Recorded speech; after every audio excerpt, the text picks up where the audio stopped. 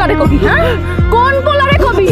তোর পোলায় না আমারে কিচ্ছু কব না, কারণ তোর পোলা সবসময় আমার আসলের নিচে থাকে, বুঝতে পারছো?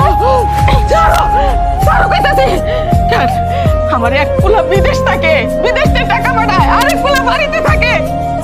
আমার ছোট পোলার টাকা দিতে তোমরা চলো। হ্যাঁ, আমি সৈকতের কাছে বিচার দেব, ওই পোলার কাছে বিচার দেব।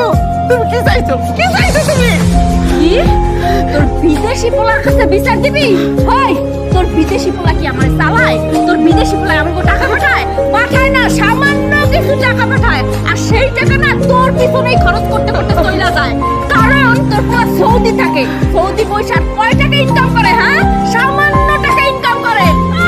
এই টাকা নিয়ে আবার বড়াই করে, মনে হয় ওর পোলা না উন্নত কোনো কান্ট্রিতে থাকে। এই ভয় আমারে দেখাবি না, বুঝছস? এই বাড়িতে থাকতে হইলে, খাইতে হইলে কাম করে খাইতে হইব, আর কামের মনোযোগ দে, সংসারের সব কাজ করতে হইব তোর। করুম